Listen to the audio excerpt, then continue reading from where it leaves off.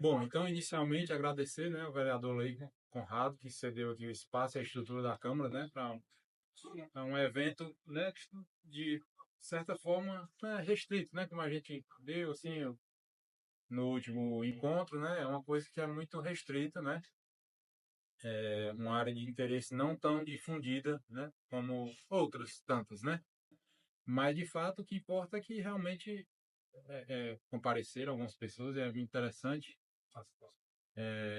e agradecer também em nome da academia, né, tabuleirense de Letras e Artes, a Learte, na pessoa da presidente, a Liane Castro, né, Liane Castro, que sempre fomenta, né, esses eventos, né, importante. E, e é assim, as coisas começam pequenas e de repente vai gerando interesse, né, e vai surgindo, vão surgindo novas atividades. E esse é o intuito, tenho certeza, da nossa presidente em tentar movimentar cada vez mais a academia e a cultura da cidade em si, né? Que é tão rica, né? De poetas, de cordelistas, de escritores, de professores no esporte, na educação e tudo. E a gente quer dar nossa contribuição em outras atividades diferentes, em outra área um pouco mais diferente. No caso, a gente escolheu aqui o poema dos Lusíadas, né? Que a gente fez uma introdução, né? No mês passado, lá no outro encontro, e a gente se propôs a formar esse núcleo de literatura, né, para tentar ler todo o poema, né, que é muito rico, né. Eu me propus de forma até temerária a tentar ver todo o canto primeiro hoje, né. As meninas já me conhecem do núcleo de estudos lá da igreja e elas sabem que eu nunca tenho o que eu prometo, né. Sempre demora mais do que o esperado, a gente não consegue, porque a coisa vai surgindo interesse, novas informações, e a gente não se prende a. Bom, aqui não é um evento escolar, não é um evento. Né? É um evento cultural, né? Que assim, a gente vai conforme o andamento. Então, o que a gente conseguir de extrair aqui desse poema hoje, eu acredito que seja proveitoso. Né? Então, Os Lusíadas uma obra, né, antiga, né? Foi publicada em 1572, quer dizer, fez já tem 453 anos, né? E é considerada a obra que fundou, né, a língua portuguesa. Até então, a língua portuguesa praticamente só existia como um dialeto lá em Portugal, mas não era utilizado em documentos oficiais, nem assim, era usado pelas pessoas popularmente, né, no dia a dia lá em Portugal. E após os Lusíadas, a língua ganhou uma força de expressividade tal, né, baseado nos conhecimentos assim, inacreditáveis que o Camões tinha de tudo que você imaginar, né? Que você possa imaginar, de história, de geografia, de ciência náutica, né? De navegação, de língua mesmo, latina, né? Que a língua que era estudada na época era o latim, astronomia, e assim, o homem era uma mente privilegiada, né? Que foi capaz de fundar uma língua, né? Então, assim, foram poucos homens que tiveram esse gênio, né? E essa capacidade de fundar uma língua, né? Dentre eles, né, Dante Alighieri, que fundou o italiano, né, com a Divina Comédia, o Cervantes, né, que fundou a língua espanhola com a publicação do Dom Quixote, e assim sucessivamente, né? Mas são poucos, né? E as línguas vão surgindo de forma orgânica e geralmente se consagram a obra como ponto, o marco inicial dessa. Bom, alguns esclarecimentos. Né? Esse evento aqui é um evento cultural, como eu disse, não é um evento de literatura, a gente não vai trabalhar aqui, é, por exemplo, aspectos técnicos, né, de literatura, de rima, sei lá, de contagem de sílabas poéticas, isso tudo está incluído na obra e nem que não queiramos, nós vamos apreciar isso aí, porque se está entranhado na obra, aliás, é o seu alicerce, né? E disso decorre toda a construção da obra, né? Então, essa versão aqui, essa edição, né, que é uma edição que foi lançada no Brasil há poucos anos. É uma edição do século XIX. Isso aqui começou com um jornalista, você vê o nível do camarada, né? Esse camarada aqui, o Francisco de Sales Lencastre, ele percebeu que lá em Portugal já estava havendo uma dificuldade de leitura dos Lusíadas, né? Isso 150, sei lá, 150 anos atrás, né? E por quê? Por falta das referências, né? Referências à mitologia, a tudo que o Camões usou para construir essa obra, né? Então ele se propôs a comentar estrofe por estrofe o poema, né? E lançava nos jornais, como se fazia, né? Antigamente, muitos romances nossos, Machado de Assis e grandes escritores lançavam seus livros, seus romances, assim, em folhetos nos jornais, né? Então ele escolhia, sei lá, 5 estrofes e publicava no jornal dessa semana, e na outra semana ele lançava mais 5, e assim ele comentou todo o poema, né? Essa edição aqui são dois volumes desse tamanho aqui, né? Quer dizer, são 500 páginas cada um, né? Só a introdução que ele faz são quase 50 páginas só de introdução, explicando muitos aspectos técnicos mesmo dos Lusíadas, né? E foi com essa edição que eu consegui ler, né? Que, como eu até falei da outra vez, eu me frustrei muito sendo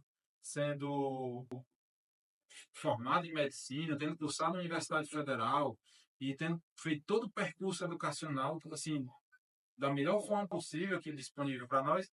E quando eu peguei esse poema, eu não consegui ler, né? Então, assim, é uma frustração você ver que você tem muito chão para caminhar. Isso é bom. Isso é bom porque instiga, assim, para que a gente nunca se conforme, né, no estado que a gente está.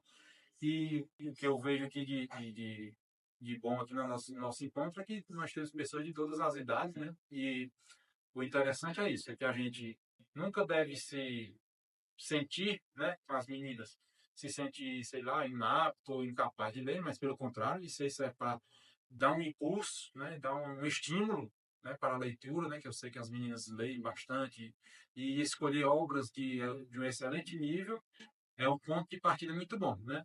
É, ler as historinhas mais simples é importante no começo, né, de formação, de alfabetização mesmo, mas assim, quanto mais alto o nível da leitura, melhor, para estimular essa imaginação e essa construção linguística, formação literária, etc. E as pessoas mais maduras assim, me alegram muito, né? Porque eu me inspiro muito em Dom Pedro II, né? Que o Dom Pedro II, no seu caixão, assim, no seu velório, o travesseiro dele era um livro, né?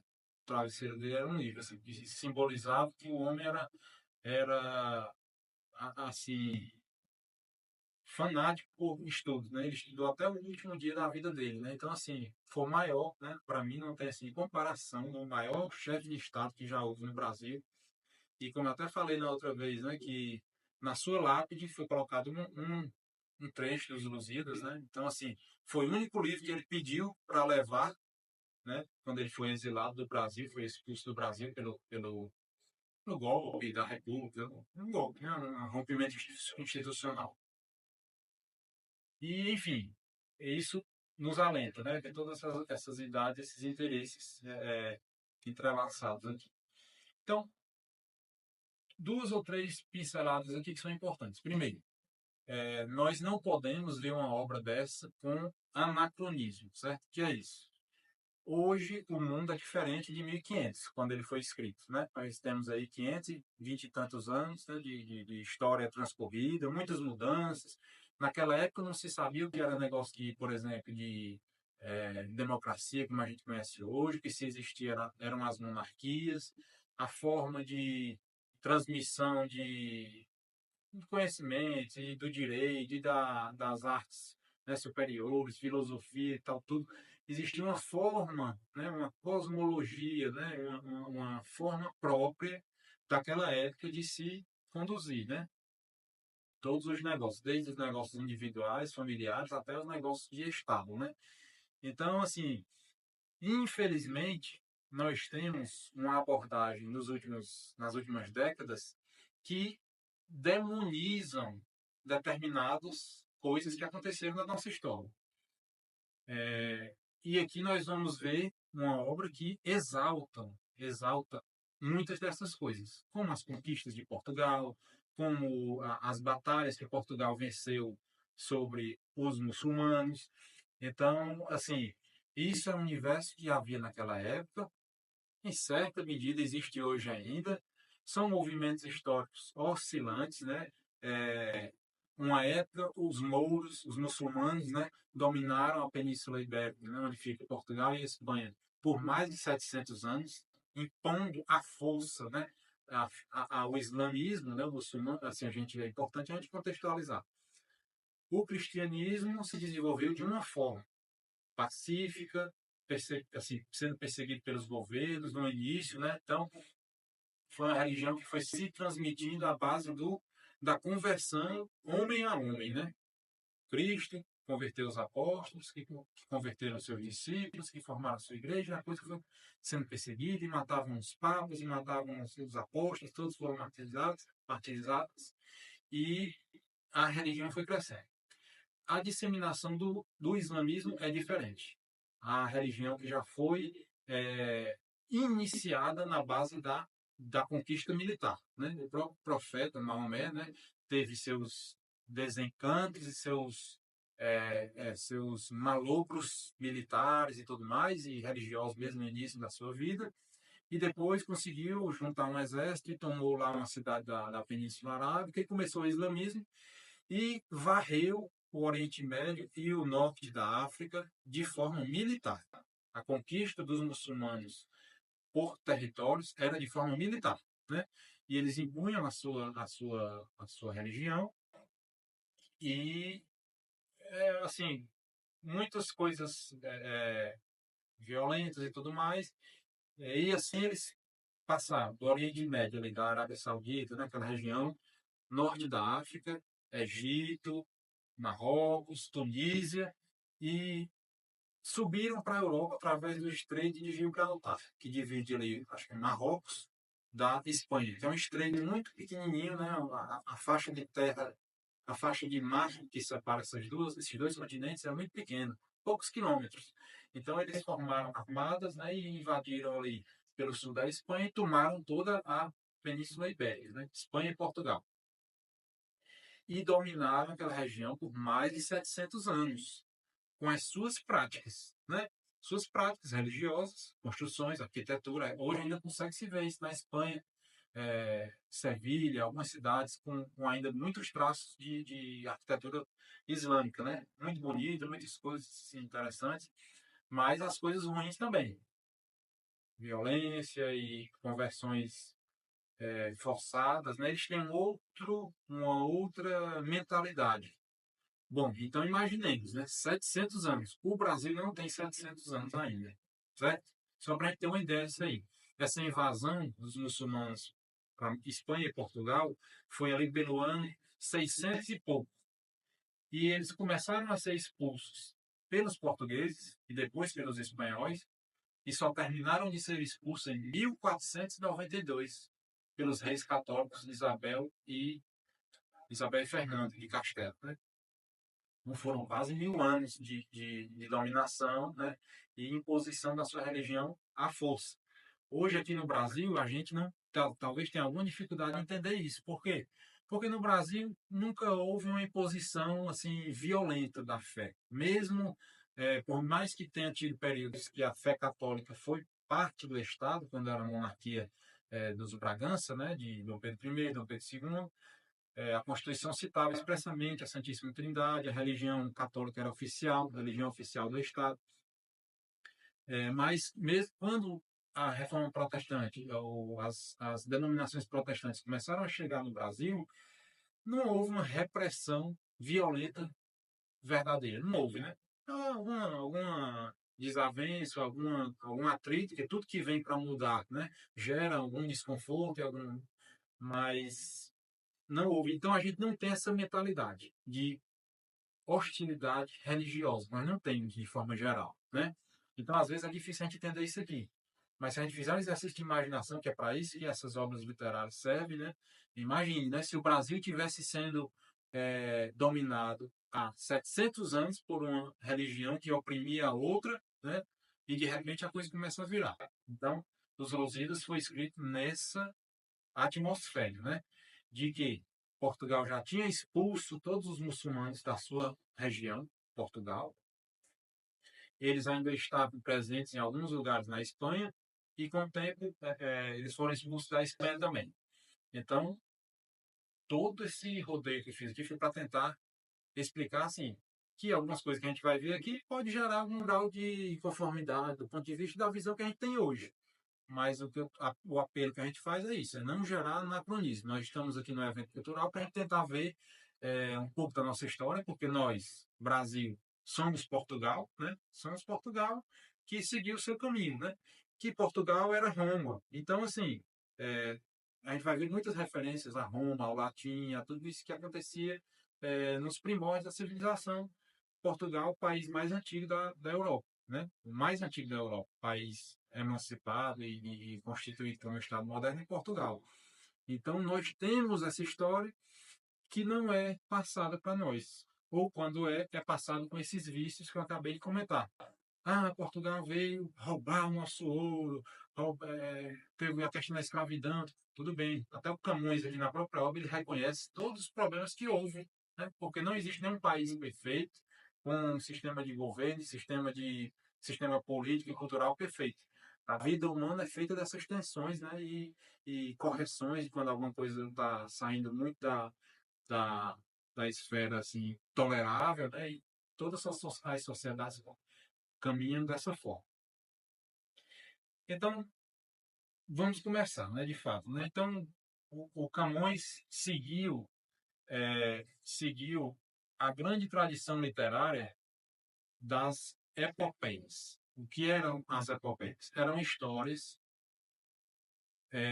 em poesia, não se desenvolvia textos em prosa, assim, só existiam os documentos oficiais, né, que eram em prosa, ou seja, eram contando uma história, né, que existiam as crônicas. O que eram as crônicas? Tinha um rei lá de Portugal, Dom Manuel I. Aí ele tinha os seus cronistas, que eram meio que os tabeliães, que registravam os feitos daquele rei, né? Então, o rei Dom Manuel fez isso, aquilo, outro, passou uma lei que modificava uma determinada estrutura administrativa e tal. Teve uma guerra com um rei fulano de tal da Espanha e aconteceu assim e tal, desse dia. Quer dizer, como se fosse uma agenda, né? Uma crônica mesmo, relativo ao tempo. Isso sim, era escrito de forma de prosa, né? Como a gente costuma ver hoje. Mas a grande literatura era toda feita em poesia. Por quê? Porque, primeiro, escrever era caro, publicar era caríssimo, né? Papel era uma matéria-prima rara, não se tinha a tecnologia que se tem hoje, né? Antigamente era praticamente na mão que se escrevia, depois da imprensa facilitou muito, mas ainda assim era um processo caro. Até hoje é caro publicar um livro, né? A gente tem algum conhecimento de como se faz para publicar um livro, é caro hoje, com todas as tecnologias. Imagina nessa época, né? E a poesia é mais natural ao ser humano. Por quê? Porque ela tem música embutida, né? Ela tem rimas, ela tem métrica, ela tem vários recursos que favorecem a memorização. Então, isso aqui, as pessoas decoravam trechos e trechos e declamavam nas escolas, nas praças, do jeito que a gente hoje, sei lá, canta uma música, algumas gerações ainda cantam algumas músicas, sei lá, de Roberto Carlos, de não sei quem, né, e tal. Hoje está mais difícil, está ficando mais difícil cantar essas músicas, mas ainda tem alguém que se vai tomar cervejinha e vai cantar Roberto Carlos ou sei lá, Benito de Paula e assim vai. Então nessa época a turma se divertia também nos seus saraus literários e tudo mais, nos encontros sociais e aí vão dizer, vamos declamar aqui um poema e tal, surgiu uma situação de amor, aí o camarada ia falar sobre uma parte da Inês de Castro, que tem aqui no canto terceiro dos Lusíadas, que é um episódio belíssimo e triste, né? Aí outros surgiu uma história, estava contando a história de uma guerra, aí um se levantava e ia contar uma parte dos Lusíadas que tratavam de guerra, e assim a coisa acontecia dessa forma, né?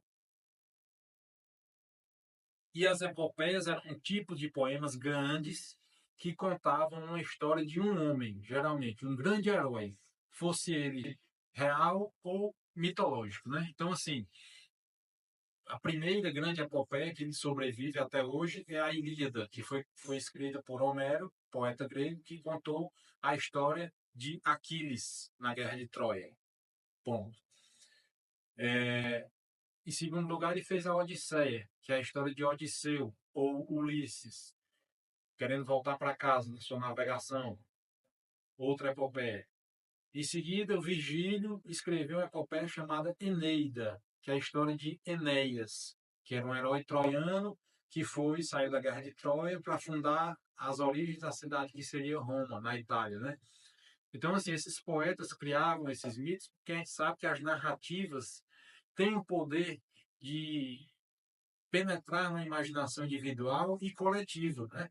Hoje nós temos quantas narrativas nós temos na nossa cabeça ligadas ao Brasil mesmo, por exemplo, Zumbi dos Palmares, Tiradentes, figuras como Padre Anchieta, Padre Manuel da Nóbrega. Então, assim, são pessoas que fizeram coisas tão extraordinárias que a gente não acredita. Nós que somos medíocres, no ponto de vista etimológico da palavra, medíocre quer dizer mediano. Hoje se usa essa palavra como uma coisa ruim, mas a palavra medíocre quer dizer uma coisa que é mediana, que nem faz nada de mais, nem faz nada de menos, vive ali mais ou menos, né?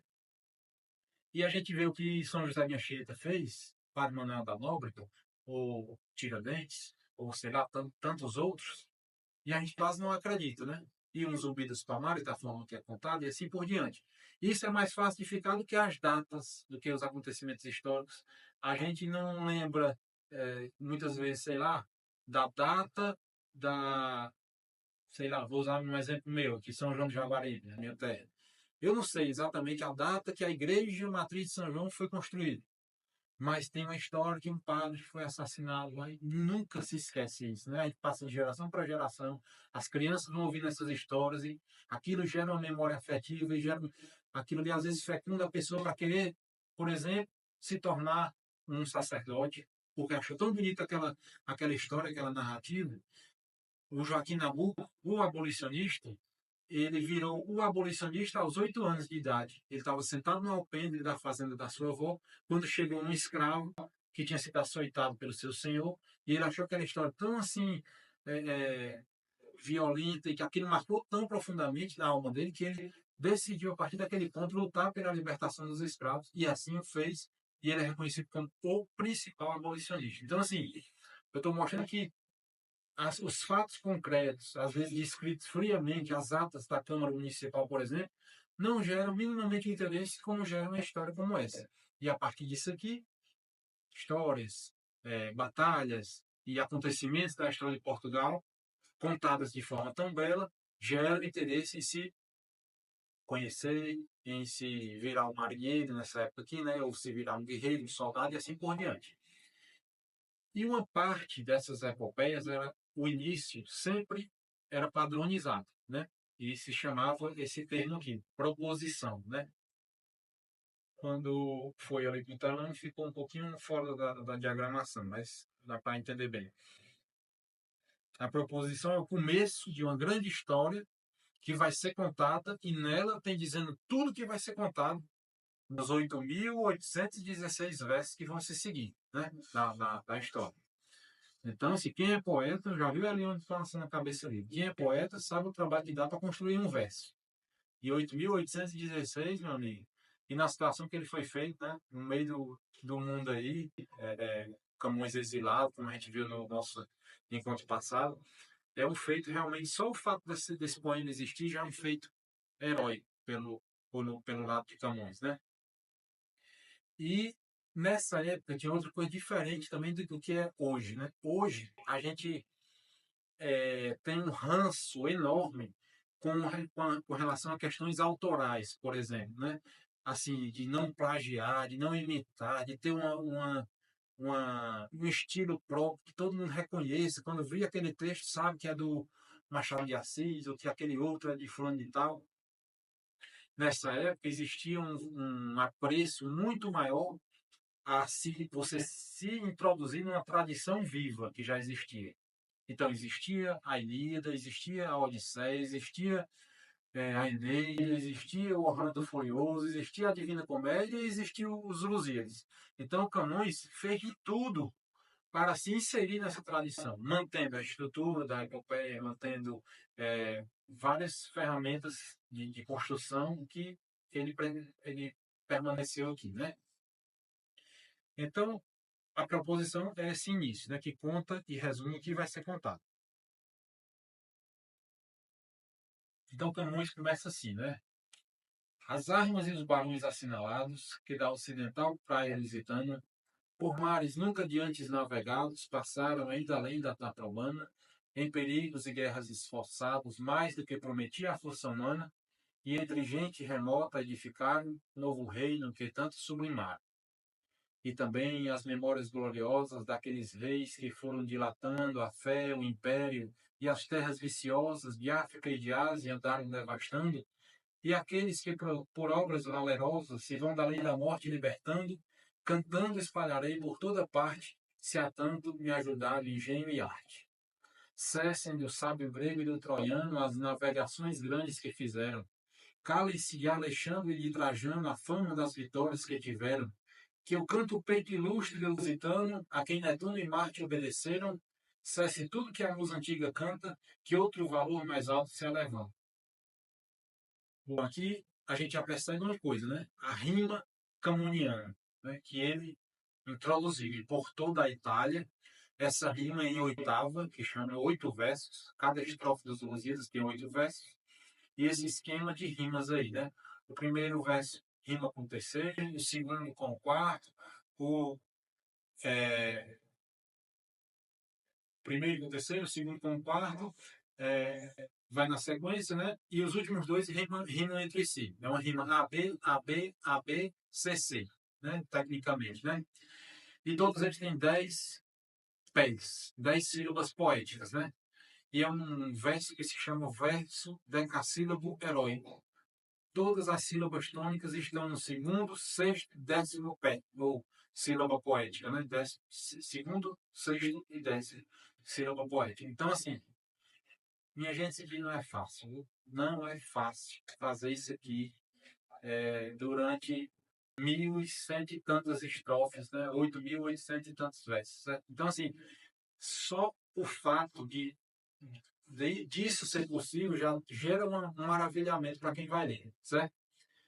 E a musicalidade em tudo isso, né? Então, aqui ele está dizendo que ele vai cantar, né? A frase principal é aquela lá no finalzinho da segunda estrofe. Cantando espalharei por toda parte, se há tanto me ajudar, o engenho é a arte. O engenho é a inteligência. O engenho é a inteligência que ele precisava ter. E a arte é a técnica. É a capacidade de saber fazer poesia. Porque a gente tem ideias belíssimas na nossa vida. Né? Todo mundo tem ideias. Né? Rapaz, eu acho que se fizesse tal coisa, mas não sabe fazer. Não tem a técnica. Você pode ter a criatividade, a inteligência funcionando tão bem e não ter a técnica, a capacidade de fazer, né? Então ele queria, se ele ajudasse o engenho e a arte, ele ia cantar por toda parte tudo isso que ele disse antes. E o que foi que ele disse antes? Eu vou cantar as armas e os barões assinalados, né? Armas é uma metonímia para exércitos, né? Os feitos das armas, né? As armas de Portugal, né? E os barões são os homens, que vem da palavra varão, né? Hoje em dia a gente vê mais a palavra varão do que barão. Varão é um homem do sexo masculino que se propõe a desbravar alguma coisa, seja em guerra, seja nas grandes navegações, como é o caso aqui. Assinalados. Assinalados são aqueles que foram carimbados com o selo da posteridade, né? Esses barões fizeram o quê? Por mares nunca de antes navegados, passaram ainda além da Taprobana. Taprobana é o que se chama hoje de Sri Lanka. Se a gente se lembrar o mapa da Índia, tem até aqui, né, no folhetozinho, eu botei um mapazinho atrás. Vocês verem aí, à direita da África tem a Índia parece um V, né, assim, vertical, uma península. E na ponta da Índia tem uma ilha, separada da Índia. Dá para ver aí? Tem outro mapa na folha anterior, talvez seja melhor ainda, que hoje se chama Sri Lanka. E nessa época se chamava Taprobana. Quer dizer, eles passaram ainda além da Taprobana, porque eles foram até onde? Eles foram até o Japão. Né?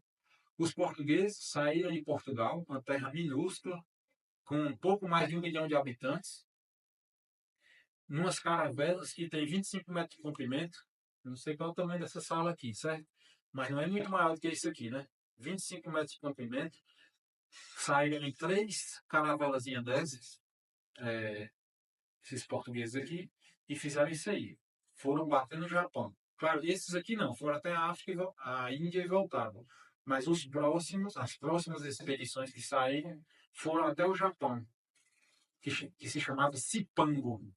Na época, o Japão era conhecido como Cipango. A última terra era a terra onde o sol nascia. Por isso que a bandeira do Japão é um sol, né? E por que é que... Porque ele já sabia que a terra era redonda.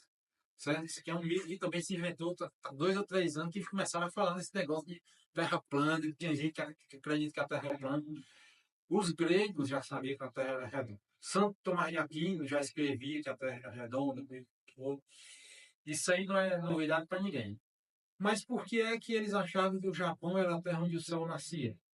Porque o Japão era a última terra conhecida para aquele lado do Oriente. Se a gente imaginar, você sai da Europa, primeiro, para cá ninguém conhecia nada, né? Do lado da América. Ninguém conhecia Brasil, nem Estados Unidos, nem nada. Aí você vai para o lado de lá. Portugal, Espanha, França, Alemanha e vai. Aí atravessa a Rússia, vai para a Ásia, não sei para onde, chega no Japão. E do Japão você vai para onde? Não tem para onde ir. Porque existe um imenso Oceano Pacífico, depois do Japão, que vai se encontrar lá com os Estados Unidos, que é do outro lado.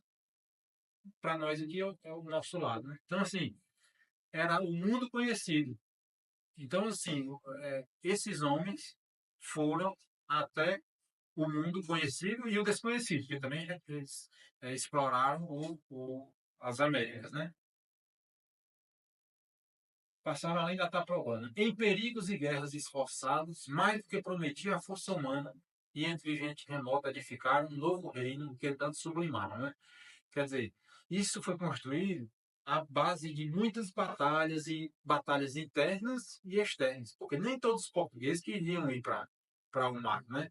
A gente vai ver muitas passagens aqui de conflitos internos ali em Portugal que não queriam, né? Que o medo, que era, assim, era morte certa, né?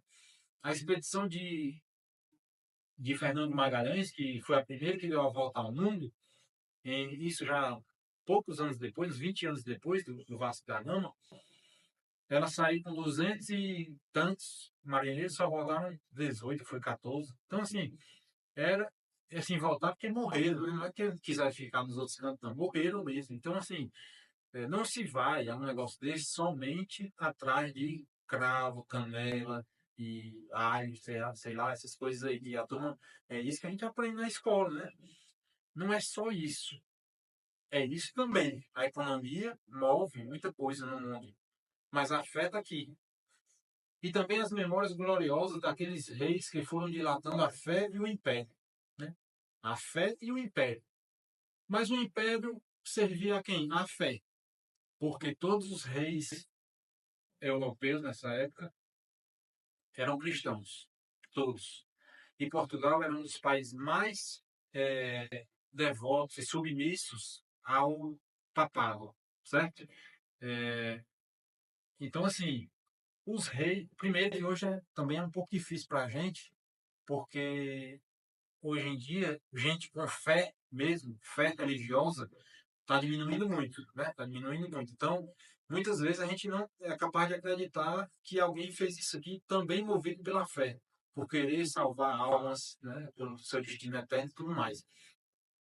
Para muitos isso soa como assim uma besteira, né? Tal.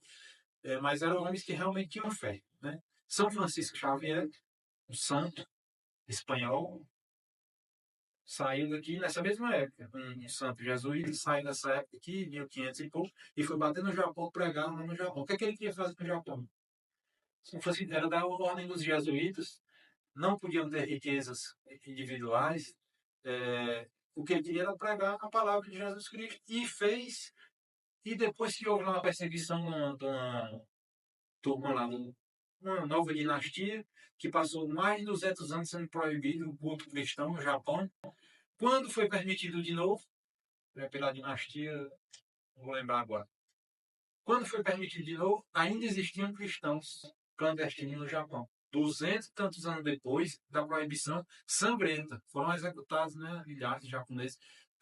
Hoje tem alguns santos mártires japoneses que foram crucificados, 20 crianças, né, adolescentes de 14 anos, que foram crucificados por serem cristãos lá no Japão. Nessa época, acho que 1700 e alguma coisa, não vou saber a data. Enfim, a fé está presente na colonização e na expansão do Império Português. E existe esse duplo movimento, né? A fé não se sustenta sozinha porque você vai ter que construir as igrejas, você vai ter que manter uma estrutura física operacional como qualquer instituição humana com seus benefícios e suas falhas. As igrejas católicas têm falhas, as igrejas protestantes têm falhas, os muçulmanos têm falhas, os umbandistas têm falhas, porque não existe instituição humana perfeita.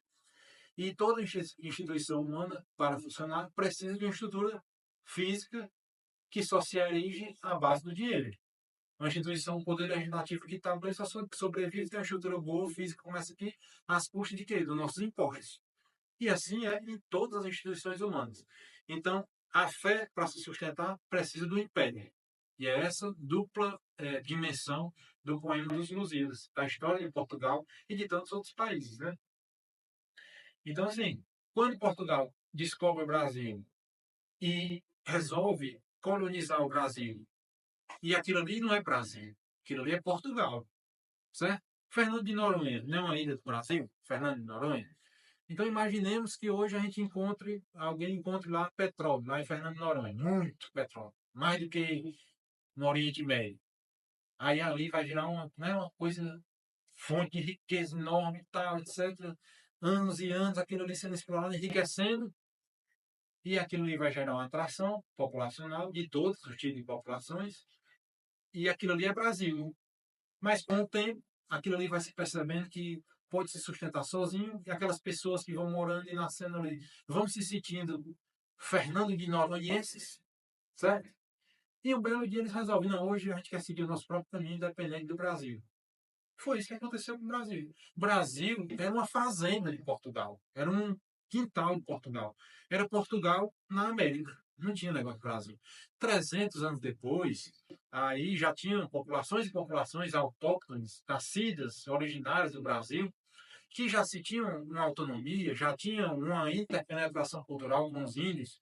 Por exemplo, a língua mais falada no Brasil, até o Marquês de Pombal, não era o português, era a língua geral, que era uma mistura de português com a língua tupi, né, que era o mais falado entre os índios. E precisou o Marquês de Pombal vir fazer o quê? Baixar uma lei dizendo que a partir daquele momento não se podia falar a língua geral no Brasil, só se podia falar o português. Né? Isso aqui, eu nunca ouvi falar disso na escola. Né? Nunca ouvi falar.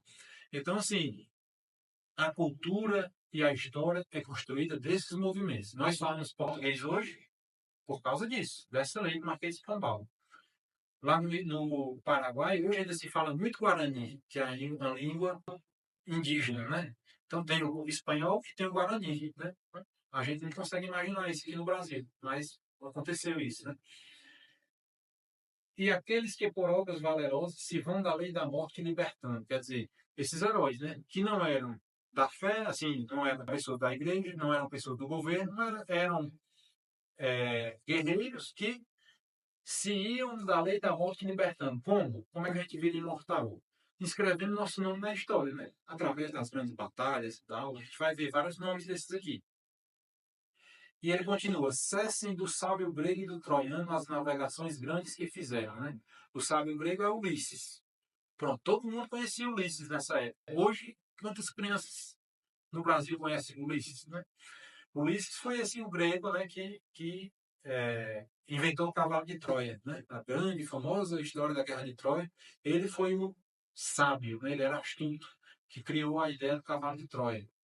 E o troiano é o Enéas, que é isso que eu falei, que foi fugitivo da Guerra de Troia, quando Troia foi queimada, e ele saiu para fundar uma nova cidade na Itália, chamada Alba Longa, que depois virou Roma. Então, assim, é, aí veja só, coisa interessante. Cesse do sábio grego e do troiano as navegações grandes que fizeram. Veja só como a poesia tem essa capacidade, né? Como é que eram conhecidas as navegações portuguesas e espanholas? As grandes navegações. Nessa época não tinha isso ainda, não tinha esse peito. Esse peito foi cunhado com o tempo, né? Com o tempo se chamou nas grandes navegações. E aqui ele chama as navegações grandes do sábio grego e do troiano. Tem diferença? Tem, né? Se eu digo uma navegação grande, se eu digo uma casa grande, é uma casa de grande tamanho, né? Então, as navegações grandes eram navegações extensas, que realmente passaram de Troia e chegar na Itália, uma navegação grande. A navegação de Ulisses demorou 10 anos. Então, uma navegação grande, extensa. Mas as navegações portuguesas eram grandes navegações. Uma grande casa legislativa não é uma casa grande, né? De tamanho avantajado. É uma casa que fez grandes feitos, dignos de memória e de louvor, né? Então, as grandes navegações portuguesas eram navegações que, além de ser grandes extensamente, né, do ponto de vista material, eram dignas de serem, né, louvadas para toda a eternidade, como vão ser. Né?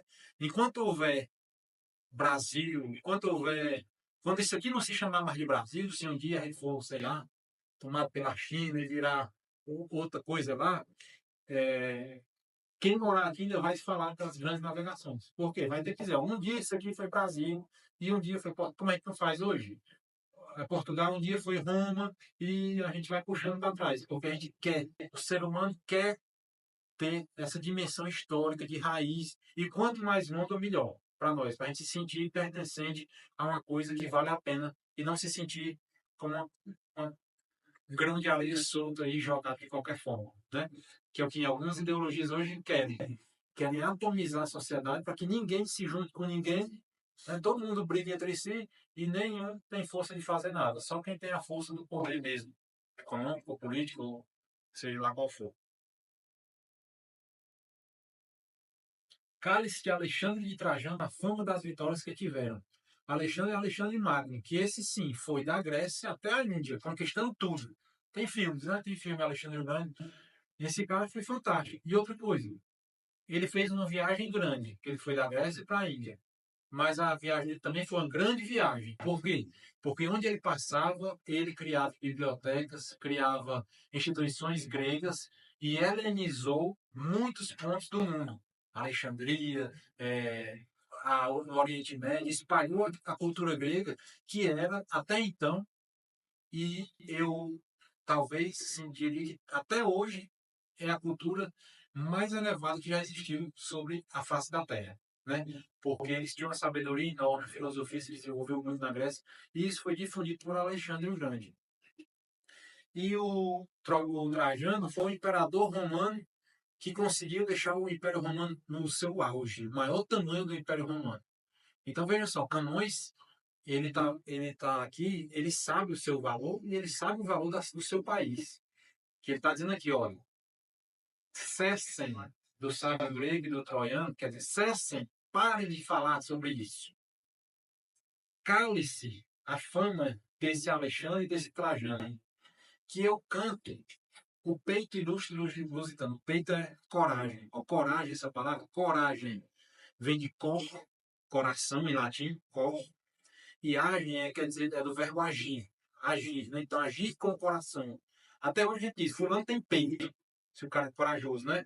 Porque a coragem é simbolicamente entranhada no nosso peito, no nosso coração. Então, que eu canto o peito ilustre lusitano, a quem Netuno e Marte obedeceram. Netuno era o deus dos mares e Marte era o deus das guerras. Então, esses dois deuses, dos mares e das guerras, obedeceram aos portugueses, né? Cesse tudo que a musa antiga canta, que outro valor mais alto se levanta. Um valor mais alto do que as navegações do Ulisses, do Enéas, do Trajano e do Alexandre. Quer dizer, tudo de maior que já tinha existido no mundo, o Camões está dizendo, pare tudo isso aí, que eu vou falar um negócio muito maior. Eu vou falar de um valor muito mais alto e se elevando. A gente vê aqui que tem algumas palavras que mudaram graficamente, né? Mas a gente consegue ainda perceber com esse nosso português, né? Só uma observação a mais, que eu esqueci, que eu comecei a falar sobre a questão autoral. O primeiro verso, as armas e os barões assinalados dos Lusíadas, é igual, é uma cópia do primeiro verso da epopeia que eu falei, do Enéas, do latim. Que o Eneida, a Eneida foi o maior poema escrito em latim, mais perfeito.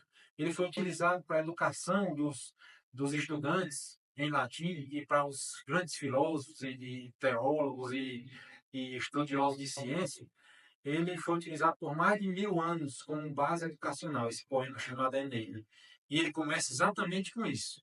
Arma, virungo e camo. Eu canto as armas e o varão, porque era só um varão, o Enéas.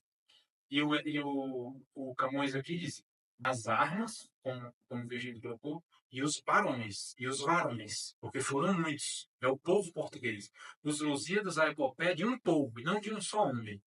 O personagem principal aqui vai ser o Vasco da Gama, que era o capitão da expedição, mas ele personifica, é um personagem fictício. É claro que é um homem que existiu, está lá sepultado no Mosteiro dos Jerônimos, em Lisboa, mas ele assume aqui como é que eu posso dizer, uma grandeza de um herói, incorporando todas as virtudes e perfeições que o Camões queria cantar como sendo a essência do povo português. Coragem, é, probidade, justiça e valentia e respeito à religião e tudo mais. O Vasco da Gama teve diversos problemas. O Vasco da Gama histórico, a pessoa Vasco da Gama, teve vários problemas morais e tudo mais. Mas o Vasco da Gama dos Lusíadas é o Vasco da Gama que incorpora, é o herói que incorpora todos os valores portugueses, né? O segundo passo que ele dá aqui nos Lusíadas é a invocação. Isso em todas as epopeias tinha. Então ele respeitava essa estrutura. Camões já era um cristão, né, católico, devoto, e ele sabia que não existiam musas, deuses do Olimpo, e Zeus, e Júpiter, e Marte, não sei quem. Ele usou dessa riqueza poética para dar beleza ao poema, né? Esse poema passou pelo Tribunal da Santa Inquisição, passou. E a primeira versão dele, que foi publicada em 1572, tem lá depois da capa, a primeira coisa que aparece é o parecer do censor do Tribunal da Santa Inquisição, dizendo que podia publicar porque não se via nenhum conteúdo nocivo à fé cristã e tudo mais, etc. E que se sabia que aqueles deuses ali elencados não eram entidades reais e não traziam prejuízo à fé dos que leriam, né? Que é uma outra coisa que muitas vezes é uma pecha que é colocada na Igreja Católica como uma instituição que não queria que as pessoas estudassem, que não queria que lessem, que não... Diversos santos católicos, desde São Basílio, lá no 400 e tanto, escrevia incentivando as crianças e aos alunos das escolas a estudarem a grande literatura e a grande filosofia grega e romana. Por quê? Porque aquilo era o que mais alto havia sido criado pela inteligência humana, né? E Camões utilizou dessa riqueza poética para dar beleza e sentido mesmo à sua narrativa, né? Porque ele podia dizer assim, né? Olha, eu vou contar a história aqui do Vasco da Gama que fez isso, aquilo, outro. Não ia ter graça na segunda página, todo mundo ia parar de ler. Como tantos e tantos livros são construídos, né? Porque quem não tem a habilidade do escritor mesmo não consegue dar beleza ao livro. E aqui ele usa essa ferramenta, que era o quê? Invocar as musas. Ele pedia inspiração às musas, que elas eram as inspiradoras dos poetas, né? As musas eram entidades é, cultuadas na Grécia, né? Geralmente ligadas a fontes de rios. Por que fonte de rios? Porque um rio é um símbolo de vida. O rio é uma coisa que nasce de uma coisa tão pequena como umas gotinhas lá no olho d'água dos currais e termina como um rio Amazonas lá no Oceano Atlântico, quilômetros de largura que a gente não sabe nem, não consegue nem ver o outro lado, né? Então os rios sempre tiveram essa simbologia de vida, né? E as musas como inspiradoras de vida poética nos poetas, né? Elas sempre eram relacionadas a determinados rios, né? E aqui ele fez isso, né? Ele manteve a estrutura, mas trouxe para Portugal. quando ele diz: E vós, Tágedes minhas, pois criado tendes em mim um novo engenho ardente? Se sempre em verso humilde e celebrado foi de mim o vosso rio alegremente, dai-me agora um som alto e sublimado, um estilo grandino e corrente, porque de vossas águas fervo ordene, que não tenho inveja as de hipocrene. Dai-me uma folha grande e sonorosa, e não de agreste avena ou flauta ruda, mas de tuba, canora e belicosa, que o peito acende a cor ao gesto muda. Dai-me igual canto aos feitos da famosa gente vossa que a Marte tanto ajuda, que se espalhe e se cante no universo, se tão sublime preço cabe em verso. Quer dizer, Tágides são as ninfas do rio Tejo, que é o rio de Portugal, de Lisboa, de onde saíam as caravelas que vinham descobrir o mundo, né? Lisboa não tem praia, tem um rio. É como se saísse Rio de Tabuleiro ali dá para sair molhado. Claro que é um rio, né, grande. E é mais perto do mar, né? O rio Tejo lá, sei lá, 5 ou 10 quilômetros do mar. É mais pertinho, né? E Tejo, em latim, se dizia Tagus. O nome do rio é Tagus, em latim. Por isso ele botou que o nome, ele criou o nome das ninfas do rio Tagus, Tágides. Por quê? Porque existiam as ninfas gregas lá com esses nomes. E se a gente fosse fazer um poema aqui, né, a Epopeia de Tabuleiro do Norte, nós invocaríamos, por exemplo, as Jaguárides, que são as ninfas do rio Jaguaribe. Né? Deu para entender, né? Então, assim, ele está buscando a vida daquele rio que move Lisboa e vai jogar suas águas no Atlântico, eles vão conquistar o mundo todo. Ele pede inspiração dessas ninfas, né? Aí ele diz assim: se em verso humilde e celebrado flui de mim vosso rio alegremente. Quer dizer, ele celebrou o rio dessas ninfas muitas vezes, porque ele tinha vários outros poetas líricos, né, de amor, que ele era um poeta muito romântico, né, e tudo mais. Só que agora ele está fazendo uma coisa diferente. Aí ele diz: dai-me agora um som alto e sublimado, um estilo grandino que corrige, ou seja, um grande estilo, né? Para que das vossas águas ferva ordene que não tenha inveja de Hipocrene. Hipocrene é a fonte mais conhecida da Grécia, a fonte dos poetas gregos. Hipos, em grego, é cavalo, e crene é pata, certo? Essa fonte teria surgido de uma patada do cavalo Pegasus que ele deu na aterrada montanha, e daquela patada começou a jorrar água desse rio. E essa fonte era a fonte que inspirava todos os poetas da Grécia desde 2, 3 mil anos atrás. Né? Então ele está dizendo que Febo é Apolo, é o deus inspirador dos poetas, e o deus da medicina, e o deus de diversas outras coisas. Né? E ele diz aqui, né? Para que Apolo ordene que as fontes da Grécia não tenham, como é que é? As nossas fontes aqui de Portugal não tenham inveja das fontes lá da Grécia. Nossas fontes vão ser muito maiores do que as da Grécia. Né? Então, assim, a gente vê que é um texto um pouco difícil. Difícil. Acho que eu passei uns 6 meses para ler esse volume 1 aqui. Por quê? Porque cada referência dessa tem que ser. Né? Não é só eu digo aqui, mas aqui já tem muitos anos de pelejando para decorar isso aqui, porque é tão bonito, né? É muito bonito e vale a pena aprender. Não vale a pena aprender muita coisa que tem aí, mas isso aqui vale a pena aprender. Isso aqui vale a pena.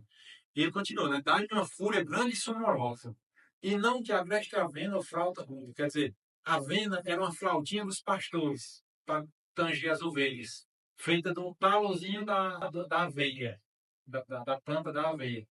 Ou uma fraldazinha, ele escrevia fralda, né? Existe esse. Até hoje ainda existe aqui na nossa atualidade, tem gente que fala, troca o R pelo L. E isso era muito comum, questão linguística mesmo, né? Ele não quer uma fraldinha para cantar esse poema, né? Ele quer uma tuba, aquele instrumento de guerra, né? Metálico, que é para mover um exército, né? Uma tuba, canora e belicosa. Belicosa que é referência à guerra, né? Que o peito acende e a cor ao gesto muda. O gesto é o rosto, o gesto é a face. Quer dizer, quando aqueles camaradas tocavam aquela trombeta para mobilizar um exército, 10 mil homens ali numa batalha, o camarada tinha que fazer força para soprar. E a cabeça ficava toda vermelha e o peito o tempo de estourar, sabe? É isso que ele quer para cantar os poemas dos Lusíadas. Ele não quer a flautinha, pipi, né? Entendeu como é que é? Dai-me igual canto aos feitos da famosa gente voz, que amar tanto ajuda. que se espalhe tanto no universo, se tão sublime preço, dá bem inverso. Quer dizer, está dizendo aqui, que se espalhe esses versos aí, que eu estou pegando para cantar, se esse preço, quer dizer, tudo que os portugueses construíram, cabem em versos, né? Quer dizer, é tão grande a coisa que ele está com medo de não ter capacidade de cantar, né? Tem como esquentar um pouquinho esse ar-condicionado? Estou com medo da turma congelando. Será que tem? É. Tá frio ou não? Tá, tá?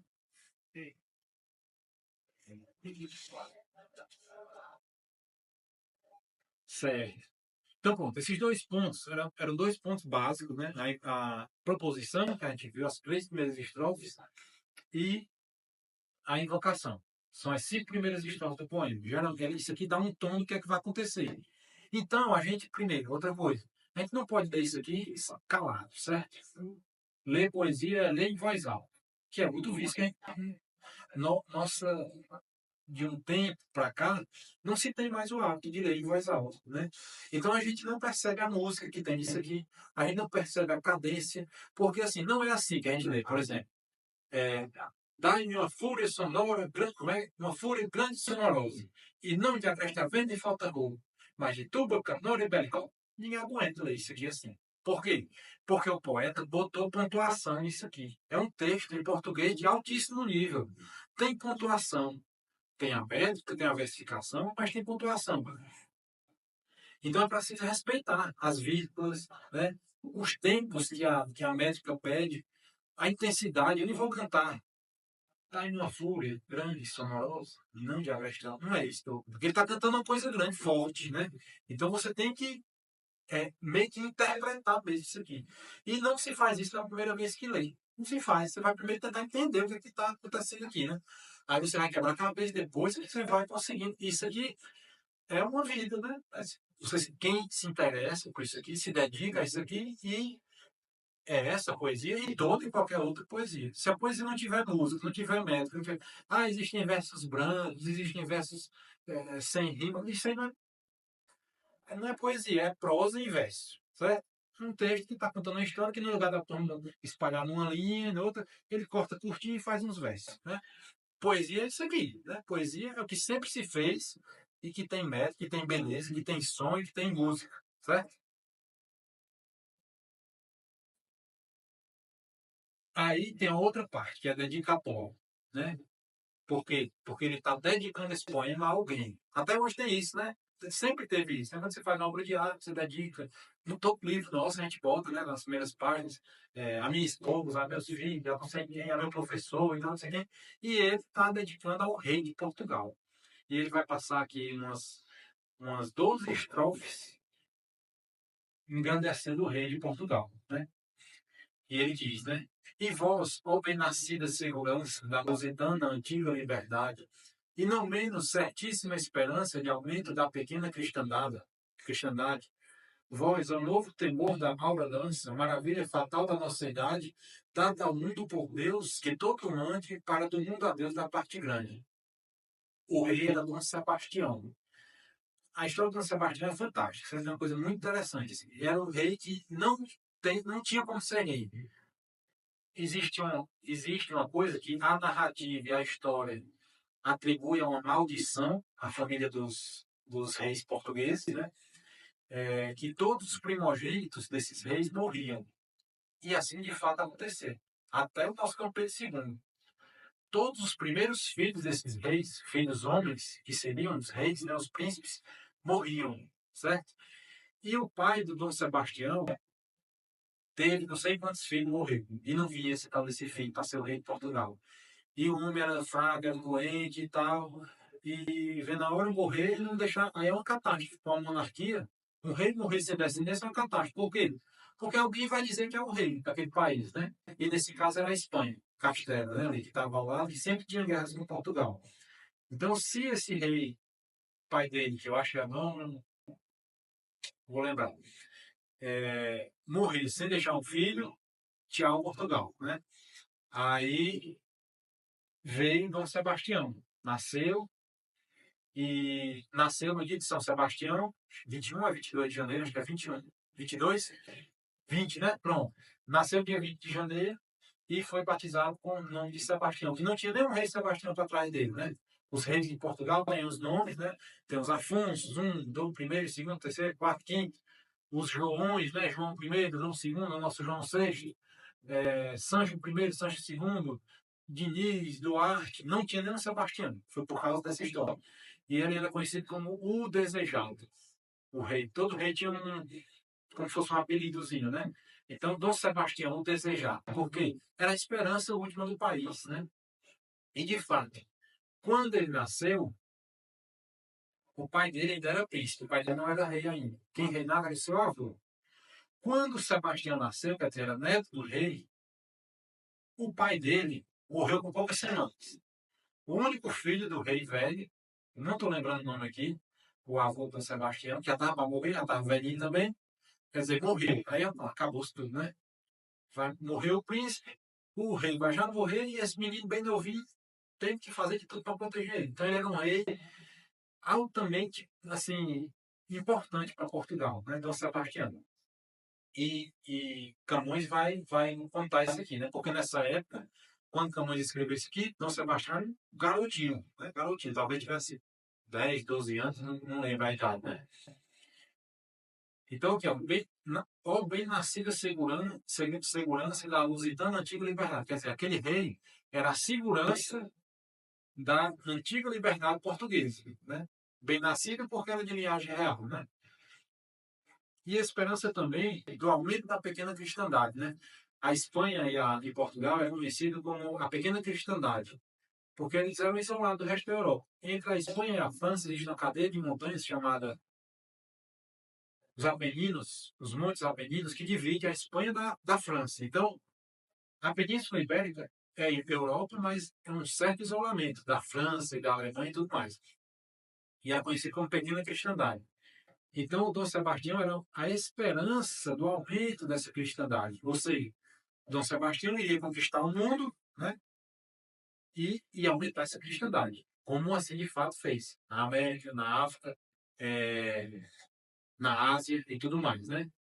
Por isso que ele diz aqui, maravilha fatal de uma cidade, né? Quer dizer, daquele momento, dada ao mundo por Deus, quer dizer, Deus permitiu aquele rei existir para que ele desse a Deus uma parte grande do mundo, como assim o fez, né? Dom Sebastião entregou a Deus milhões e milhões de católicos, que até hoje são católicos, né? E os que não são católicos são cristãos que não deixam de estar no mesmo escopo cristão aqui do Camões, né? Vós, tenro e novo ramo florescente de uma árvore de Cristo mais amada, que nenhuma nascida no Ocidente, cesário de cristianismo a chamava. Vejo no vosso escudo que presente vos amostra a vitória já passada, na qual vos devorarmos e deixou, a se ele para si na cruz tomou, né? Ele está ligando aqui o rei a Cristo, né? Sempre esse movimento de que o império não se sustenta sem a fé, né? Nada se sustenta sem a fé, né? Nessa época era o império, né? Então ele está dizendo aqui que no escudo de Portugal tem as armas que são, a gente vai ver depois, em algum momento futuro, os 5 escudos que tem no escudo de Portugal, que são os 5 reis muçulmanos que os portugueses conseguiram expulsar. E eles botaram esses 5 escudos na bandeira de Portugal. Até hoje está lá. E ele analisa isso, ele liga isso aqui às 5 chagas de Cristo na cruz. 2 pregos em cada mão, né? Os pregos nas duas mãos, o prego nos pés e a lança no coração, né? Ele encara como as chagas dos pés como duas, né? Que foi só um prego, mas foram 2 feridas, né? Então ele faz essa analogia em que os 5 escudos da bandeira de Portugal representam de modo mais sublime as 5 chagas de Cristo, né? Quer dizer, as armas que Cristo para si tomou na cruz. Qual foi as armas que Cristo tomou na cruz? Foi 2 pregos, 3 pregos e uma lança no lado, né? Quer dizer, você podia dizer, ó, a bandeira de Portugal tem 5 escudos que representam os 5 castelos que foram tomados.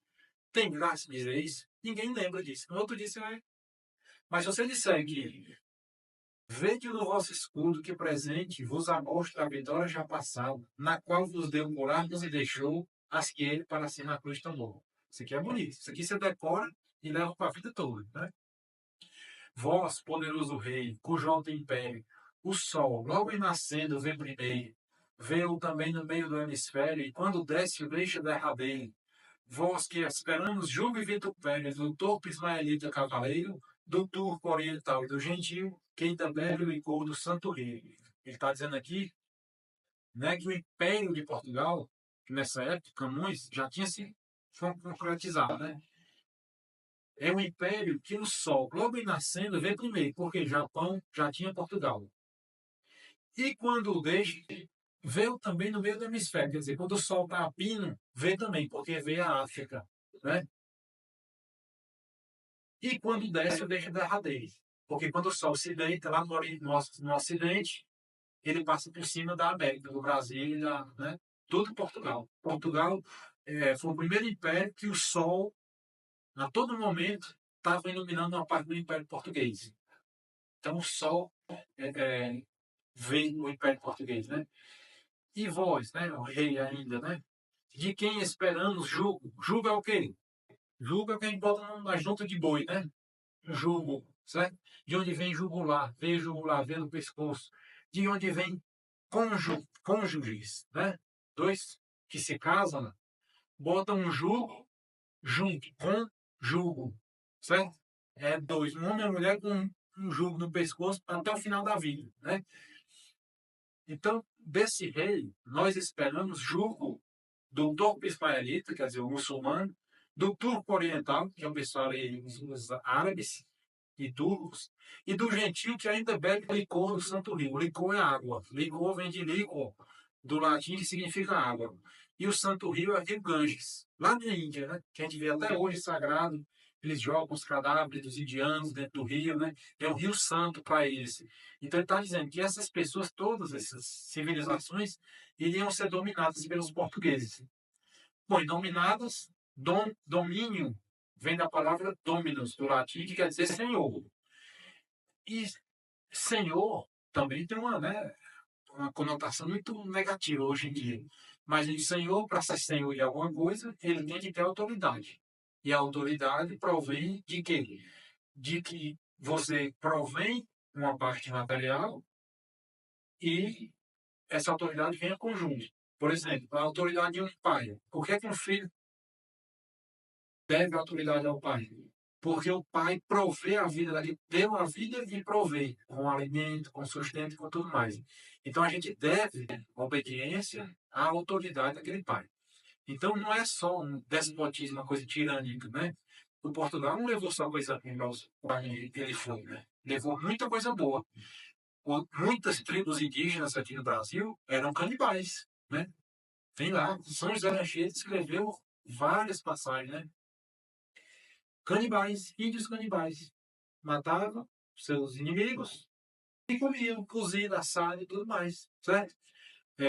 Os astecas lá no México sacrificavam pessoas vivas e arrancavam o coração daquelas pessoas vivas ainda e jogavam aquele corpo naquelas pirâmides que a gente tem lá, aqueles ziguratos, né? Aquelas coisas, aquele corpo bolando até o chão lá embaixo. Não sei quantas pessoas, crianças, virgens, não sei o que e tal, né? Então, assim, nós temos que ter presente que existem coisas melhores e existem coisas piores. Né? Existem. Não é tudo igual. Em nada no mundo, certo? Existem culturas superiores e existem culturas inferiores. A gente não pode ter medo disso, de dizer isso. Porque uma cultura como a cristã, que aboliu os sacrifícios cruentos que existiam, né? Até dentro dos judeus, de matar animais. Eram animais, tudo bem. Mas matavam animais, derramavam aquele sangue no templo de Jerusalém e tudo mais. Havia aquilo ali. E Cristo veio e acabou com aquilo. E transformou no simples pão e vinho. Né? Então, a religião que traz paz, que traz. Houve guerras cristãs, houve muitos problemas. Igreja católica, igreja protestante, guerras entre si. Não tem quem negue isso. Existe, existe. Mas a religião profundamente fundada por Cristo, ela é baseada em uma cultura de não violência, né? Não violência e de amor ao próximo. Isso não tem grau de comparação com a cultura canibal. Não tem grau de comparação. Então, assim, se vem uma cultura que eleva o patamar cultural e espiritual de outra, isso deve ser louvado. Os romanos, quando invadiram a Grécia, eles ganharam na base da batalha. Quando eles chegaram lá, eles viram que a cultura grega era muito superior à deles, de Roma. O que é que eles fizeram? Importaram isso aí para eles, incorporaram. Então, se chega uma cultura superior e converte. Bom, São José de Anchieta converteu alguém na base da espada? Algum índio? Não converteu. Era um coitado, veio para morrer no Brasil. Veio com tuberculose com 17 anos para morrer. Uma vez morria santo. Né? Porque existe isso aí, né? E durou até 70 e tantos anos, sei lá quando. Escapou de morrer e foi convertendo as pessoas, foi convertendo os índios, fazendo o quê? A primeira gramática de Tupi quem escreveu foi São José de Anchieta. Ele entendeu como era a língua dos tupis, desenvolveu uma gramática para poder pregar a palavra de Cristo em tupi para que os índios entendessem. E muitos índios se converteram e passaram a não mais fazer aquelas práticas. São José de Anchieta escreveu lá. Teve uma senhora que se converteu e teve uma crise lá de saudade, da época que ela era canibal, e disse, mas eu quero, estou com tanta saudade de comer uma mãozinha de criança cozida. Aí ele dizia, não pode, não pode, isso aí é contra os mandamentos de Deus, que a gente já vem ensinando há muito tempo, tudo mais, não pode matar o inocente, tudo mais. Mas nunca mais, nem um dedinho, ela dizia assim, certo? Aí você não vai dizer que uma cultura é superior à outra, né? Se não fosse a cristianização da nossa América, hoje talvez nós estaríamos vendo crianças, guerreiros sendo mortos e comidos aí, certo? Isso é melhor do que o que a gente tem hoje? Não é. A cultura indígena é belíssima, não são todas as tribos indígenas que são assim. Muitas foram massacradas de forma violenta, mas tem essa parte boa também. O que eu estou fazendo aqui é um papel que nunca foi feito para mim na escola. Nunca foi. Eu só vi uma pancada de um lado. Meu Deus, não pode. Assim como eu também tenho sua conversa da Igreja Católica recente, né?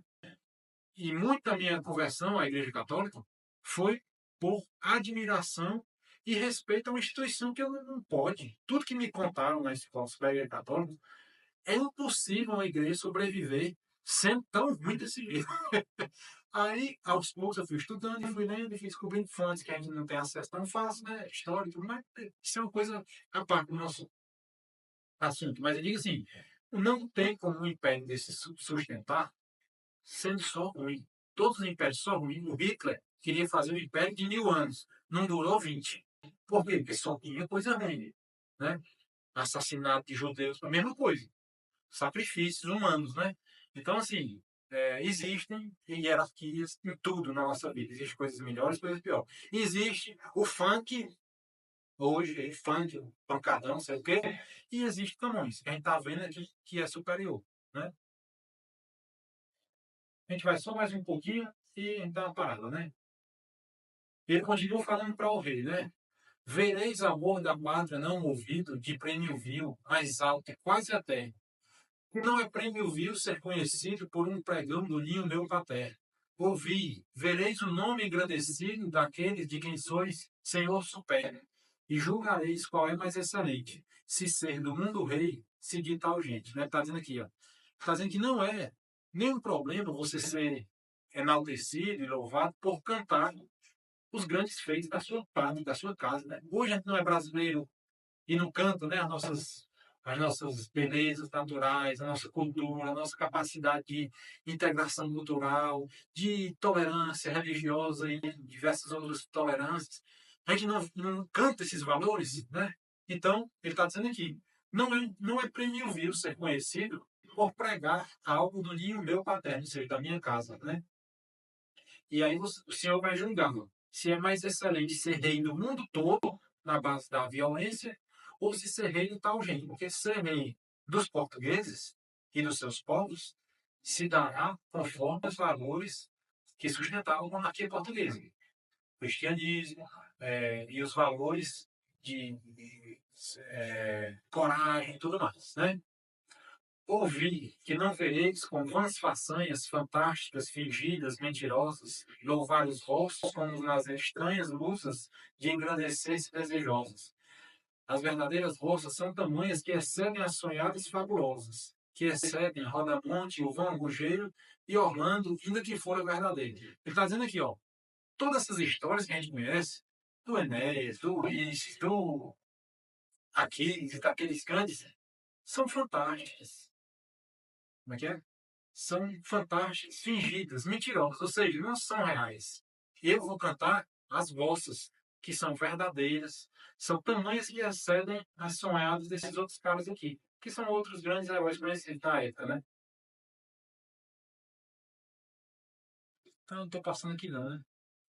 Ah, lamentável. Né? Pronto, nós estamos aqui agora. Só para terminar. Por estes que acabei de falar, né? Aquiles, os fantásticos criados, né? Por estes vos darei um Nofero, que fez ao rei e ao reino tal serviço, um Egas e um Tonfuas, que de Homero a citra para ele só cobiço. Pois pelos 12 pares dar-vos quero os 12 de Inglaterra em seu magriço, dou-vos também aquele ilustre gama, que para si de Enéas não há fama. Então, ele está dizendo grandes nomes de portugueses, né? Esse Nuno, hoje, ele é também santo canonizado da Igreja Católica. Nuno Álvares Pereira foi um enorme, grandíssimo na sociedade portuguesa, na mudança de dinastia para o rei Dom João I. Egas Muniz, que é outro líder militar também, que fez o rei fazer uma promessa. Quando o rei não cumpriu, ele foi se entregar para ser morto pelo outro rei. Quer dizer, o Egas Muniz foi para a Espanha e disse: Ó, eu vou convencer o meu rei a cessar essa guerra. Aí o rei, beleza, o rei espanhol, tá bom, eu confio. Aí o Egas Muniz foi para Portugal e disse: Afonso, que era o rei de Portugal, meu amigo, é o seguinte, vamos acabar com essa guerra, que eu fui e falei com o rei, prometi que ia acabar. E o Afonso disse: não acaba, quero nem saber. Eu vou continuar com a guerra. Aí o Egas, que tinha palavra, tá certo. Voltou para o rei Ismael e disse: olha, meu rei não aceitou a minha ideia. E eu estou aqui para ser morto em lugar dele, porque eu tenho palavra e a minha palavra eu quero manter até o fim. Aí o rei espanhol viu o valor daquele homem, não assassinou, e levou sua mulher e seus filhos para se entregar como escravos. E o rei espanhol, vendo o valor daquele homem, deixou em liberdade. Não, vou fazer isso, não vou matar um cara de tão grande valor. Né? Então, assim, são histórias belíssimas. Isso aqui era ensinado, os Lusíadas era ensinado nas escolas em Portugal, para que esses valores entrassem no imaginário daquelas crianças que viriam a ser os homens da pátria no futuro. Né? E aí ele fala vários outros eventos, né, que não dá para a gente esticar muito aqui. Né? Pois se a troco de Carlos, rei de França, ou de César, querente tua memória, veio Afonso I, cuja lança escura faz qualquer estranha glória. E aquele que a seu reino a segurança deixou com a grande e próspera vitória, contra o Joane, invicto cavaleiro, o quarto e quinto Afonso e o terceiro. Né? São os primeiros reis de Portugal que fizeram grandes coisas lá. Né? Então, assim, ó, só você vê como é bonita a poesia. Né? Ele diz aqui, ó, veio de primeiro Afonso, que é o rei Afonso I, né? Veio de primeiro Afonso, cuja lança escura faz qualquer estranho glória. Estranha no sentido de estrangeiro, certo? Então ele está dizendo aqui, a lança do Afonso escura faz, ou seja, faz escura, torna escura, escurece qualquer glória estrangeira. Quer dizer, esse rei foi tão grande que as glórias dos outros reis, tudinho, se escurece perante a luz das glórias desse rei Afonso I. Isso é uma forma muito bela de dizer, de contar uma história, né? O outro, João de Victor Cavaleiro, é o rei João I, que foi também um rei de mudança de dinastia. Não. O quarto e quinto Afonso e o terceiro. Nem deixarão meus versos esquecidos aquele que nos reinos lá da aurora se fizeram por armas tão subidos, vossa bandeira sempre vencedora. Um Pacheco fortíssimo, e os temidos Almeidas, por quem sempre o Tejo chora, Albuquerque terrível, Castro forte, e outros em quem poder não teve a morte. Aí ele está dizendo aqui, ó, esses Almeidas foi o primeiro vice-rei da Índia. Como é que acontece? Portugal, descobriu a Índia, dominou e mandou um vice-rei. Quer dizer, tinha um rei lá em Portugal. Os reis de Portugal nunca andavam na Índia. Eles só mandavam as expedições, né? E eles deixavam lá na Índia um vice-rei com poderes de rei, lá, né? Só que submisso ao rei de Portugal, né? Então, o Almeidas aqui, Francisco de Almeida, foi o primeiro vice-rei, conquistou todas aquelas regiões lá da Índia, né? E é muito interessante, porque são batalhas, porque os portugueses eram muito superiores em poder bélico, né? As naus, os canhões, a pólvora e tudo mais. E os outros, aqueles povos eram mais fracos. Então, eram batalhas de 100 portugueses contra 3.000 soldados de outro. E eles conseguiam vencer, sabe? A gente vai ver em algum momento as manifestações do poder, né, de Portugal. O Albuquerque, o segundo vice-rei, Afonso de Albuquerque, foi outro que conseguiu muita coisa. E ele diz aqui: os Almeidas, por quem sempre o Tejo chora. Por quê? Porque esses homens tiveram mortes trágicas, certo? Então é isso.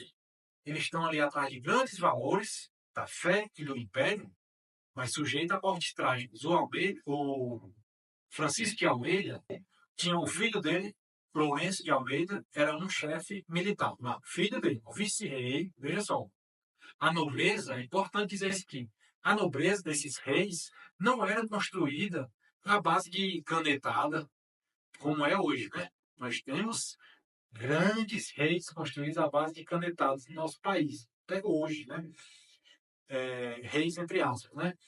Nessa época, o camarada para virar rei, ele não ficava lá no fundo da batalha, não. Ele ia lá na frente, levando o exército à vitória. Ele era o primeiro que se expunha. E a gente vai ver em algum momento também uma batalha tomada de Ceuta, que é uma cidade da África, que os filhos do rei brigavam para ver quem ia entrar primeiro na cidade para conseguir a maior nobreza, entendeu? Aqueles cercos que ele subia nas escadas para pular aquelas muralhas, já com 200 ou 300 homens ali para lhe matar, eles brigavam para ser quem ia ser o primeiro a conseguir esse feito, né? E os Almeidas foi assim: o seu filho, que era um chefe militar, filho do vice-rei, é como se fosse dizer hoje, o filho do chefinho do exército, numa batalha lá, morreu. Aí ele narra, vai lá na frente, o Camões vai narrar essa batalha. O canhão veio e arrancou logo a perna do rapaz, do Lourenço, né? E aí os outros soldados vinham terminando de matar, né? O pai, quando soube, formou uma nova frente militar e foi para esse mesmo lugar, para tentar tomar esse lugar. E conseguiu. Tomou tudo, né? Mas na volta dele para Portugal, ele sofreu naufrágio e morreu. Então era assim. Não tinha moleza para ninguém. O rei de Portugal não tinha o conforto que nós temos aqui hoje. Né? O rei de Portugal não tinha esse ambiente que a gente tem aqui hoje. Então não eram homens feitos de gelatina, como a gente muitas vezes acaba sendo hoje em dia, né? E, e enquanto eu estes canto e a voz não posso sobre ninguém, que não me atrevo a tanto, tomai as rédeas, vós do reino vosso, dareis matéria nunca ouvido canto. Comecem a sentir o peso grosso que pelo mundo todo faça esse manto de exércitos e feitos singulares, de África as terras e do oceano, de África as terras e do Oriente os mares, né? Porque eles conquistaram todas aquelas ilhas, na Malásia, na Tailândia, aquela região todinha do sul da China, só não foram para o sul, para a Oceania, né? Mas todas aquelas ilhas onde hoje é Vietnã, Camboja, as Ilhas Molucas, várias ilhas, que hoje é Malásia, né? Singapura, tudo aquilo ali foi dominado pelos portugueses até o Japão, né? Vamos já concluindo aqui. Queria ver se eu terminava só essa dedicatória, porque muda o tema, né? A gente segue. Em vós, ele está falando com o rei, é muito importante a gente ter essa memória, né? Em vós os olhos têm um pouco frio, em quem vê seu existe afigurado. Só com vos ver o bárbaro gentil mostra o pescoço ao jugo já inclinado.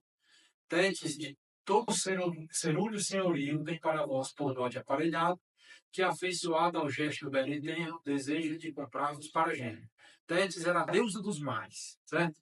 Então ela vê que o poder desse rei é tão grande que ela queria que ele fosse genro dela, ofereceria uma filha dela, da deusa, para casar com ele e transformar aquela descendência do rei de Portugal numa coisa divina, né? Forma bonita de dizer, né?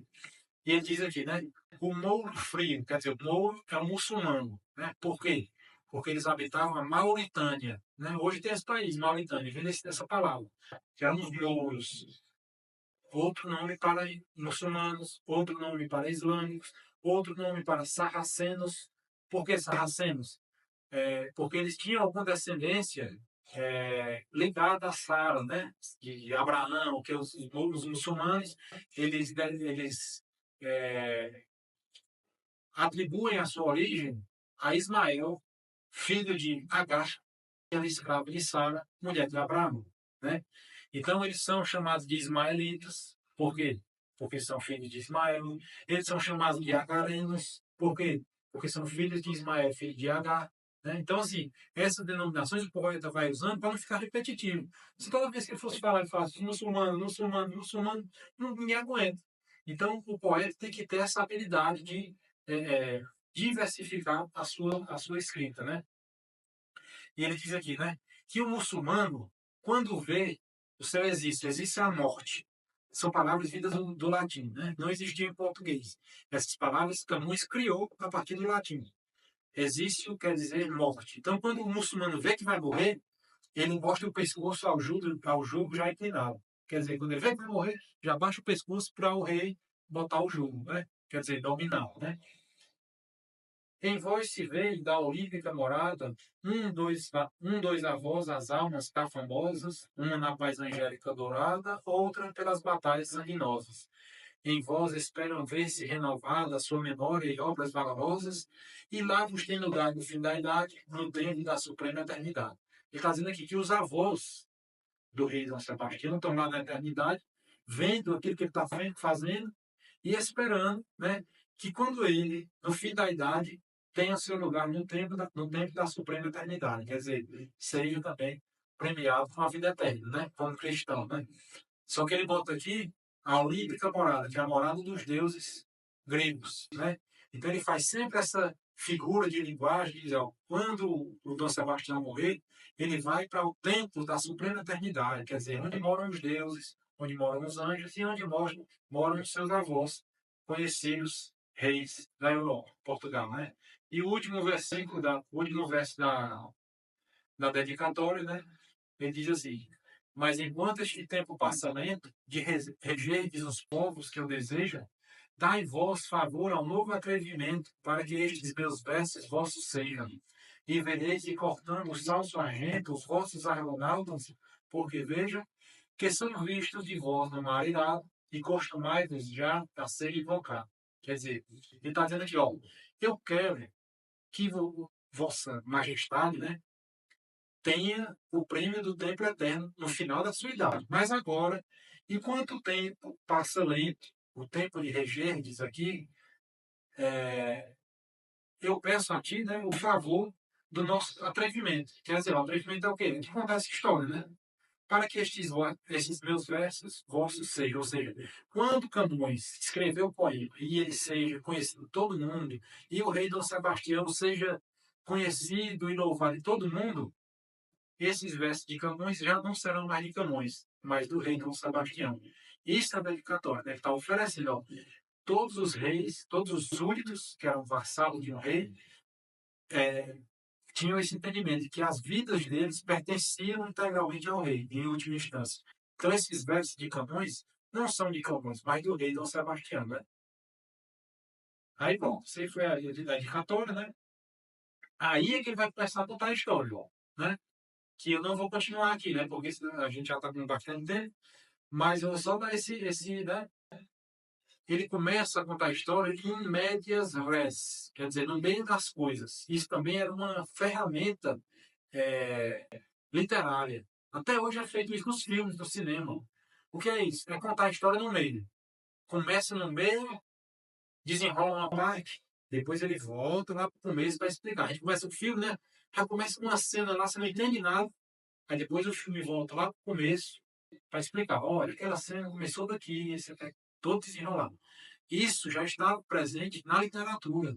É uma técnica de quê? De gerar curiosidade, né? Você não está entendendo nada. Você chega está no meio, o que é que aconteceu antes? Você fica com aquela curiosidade de tentar prosseguir para descobrir o que é que aconteceu, né? Aí ele sai do rei, ó, ele falou, ele fez a proposição, disse que ia cantar. Ele disse para nós que ele ia cantar. Depois ele pediu a inspiração das ninfas, das musas. Depois ele disse para o rei, dedica esse poema ao rei. E agora ele vai contar a história. Já do largo oceano navegavam as inquietas ondas apartando, os ventos brandamente respiravam das naus as velas côncavas inchando. De branca espuma os mares se mostravam cobertos, onde as proas vão cortando, as marítimas águas consagradas do gado de próprios são cortadas. Ele está narrando de como é que as naus iam, né? Navegando tranquilamente, os ventos brandamente respiravam, quer dizer, o que é respirar? Soprar e relaxar, né? Respirar é isso, é respirar e inspirar, né? Então, os movimentos dos ventos vão inchando as côncavas velas das naus, né? Quer dizer, aquela forma daquelas velas, né? Que ficavam côncavas quando o vento empurrava, né? De branca espuma os mares se mostravam cobertos. Quer dizer, espuma, né? O mar coberto daquela espuma, né? Que os ventos causam, né? Onde as proas vão cortando as marítimas águas consagradas. Quer dizer, as proas são como lâminas que vão cortando as águas, né? Dividindo as águas no meio. Ele usa muito também a figura de arar, né? As águas sendo aradas pelas naus. Parece o mesmo movimento. O arado vai cortando a terra, né? Que do gado de Proteu são cortados. Quer dizer, o gado de Proteu são todos os seres marítimos. Esse Proteu é um deus dos mares, dos gregos, né? Então, o gado de Proteu é o gado, são os filhos, né? São os súditos desse deus dos mares. Ou seja, os peixes, as baleias, golfinhos, tubarões, tudo, né? Então, os portugueses estão cortando as águas consagradas que são cortadas pelo gado de Proteu. E aí ele vai contar outra parte muito bonita do poema, que a gente não vai ter oportunidade de prosseguir aqui, porque já está extenso, né, o nosso encontro. Mas assim, a gente vê que realmente é uma coisa muito bonita, né? Muito bonita. Essas questões musicais nos atraem, né? Você vê que a gente consegue se empolgar com a história não entendi tudo. Beleza, não deixar de preguiça, vai para o dicionário. Hoje em dia está mais fácil. O dicionário antigamente era um peso horrível. A gente tinha que procurar. Hoje as crianças não sabem procurar a palavra no dicionário, certo? Não sabem. Não sabem. Então, hoje está mais fácil, né? Pega o celular e vai ler no celular do lado. Digita a palavra e o significado. A gente não tem motivos para não ler esses grandes textos. Não tem motivos. Né? Pelo contrário, a gente tem incontáveis motivos para ler. O primeiro é esse, é o deleite sensível, ou seja, o prazer que nos causa ouvir versos tão bonitos. E depois a gente vai aprofundando, de conhecer a nossa história, de conhecer essas virtudes. Quando ele falar de um episódio muito bonito de coragem, a gente tentar desenvolver isso em nós, nos nossos filhos. Ou quando ele fala de um episódio muito feio, a gente rejeitar aquilo ali. Jamais queria isso para mim, que a literatura tem esse poder também. Valorizar as mulheres. Ninguém valoriza as mulheres mais do que Camões, certo? Vocês vão ver aqui que as mulheres são levadas ao extremo, né? Então, assim, sobejam, né? Sobram motivos para a gente ler. E se isso incentivar a gente continuar a ler em casa o resto do canto, né? E de repente, conversando aí pelas redes sociais e vai. E a gente tende a continuar, né? Tende a continuar. A gente vê que nesse ritmo uns 10 anos a gente consegue terminar os livros, né? Mas a ideia não é essa, né? De repente você faz uma apresentação dessa aqui, de repente, por exemplo, vai ter um trecho lá que ele fala de todos os reis de Portugal, todos, na sequência. Afonso Henriques, Afonso I, Sancho I, Afonso II, Sancho II, Dom Diniz, cada um tem traços. Portanto, Dom Diniz foi o rei que plantou diversas florestas em Portugal, na região do Porto, e essas florestas, 150 anos depois, serviram de matéria-prima para construir navios portugueses. Portugal não tinha madeira para construir navios e tudo mais. Mas, a gente fazendo uma analogia muito assim, imperfeita, né? São Paulo diz lá, né? Na plenitude dos tempos, Deus se encarnou, né? Então, assim, nada acontece do nada. Só Deus criou tudo do nada. Mas a partir daí, Tudo se constrói a partir de alguma coisa, a partir de uma tradição. Então, os grandes portugueses que começaram as grandes navegações em 1380 e pouco, 200 anos antes, teve um rei que plantou florestas e florestas. Ele não tinha nenhum motivo assim, imediato para plantar essas florestas. Ele estava pensando que tinha a menor condição de construir navios e essas florestas, essas árvores, virariam árvores aptas a serem construir casa, o que fosse. Ele queria para construir alguma coisa, né? Mas ele plantou, né, algo para construir algo que ele não veria. Essa era outra mentalidade do mundo medieval que tinha. Aquelas catedrais da Europa demoravam 300 anos para serem construídas. Quem começava sabia que não ia se ver nenhuma missa celebrada ali. Mas faziam. Por quê? Porque tinham essa noção do eterno. Sabiam que o que você constrói aqui hoje repercute na nossa vida eterna. Quem tem fé tem esse upgrade, né, no software, né, no nosso software, que é PEPA, muito ordinário assim. Quem tem fé tem esse upgrade, ou seja, tem uma visão mais ampla e verdadeira da realidade, né? Bom, pessoal, acho que a gente parou por aqui. Se alguém quiser comentar alguma coisa do que a gente viu até aqui, quiser acrescentar algo, a gente está aberto. Senão, a gente dá para encerrar e vamos para caçar nosso caminho, né? Mais uma vez, eu agradeço, Leite. Muito obrigado pelo espaço. Isso aqui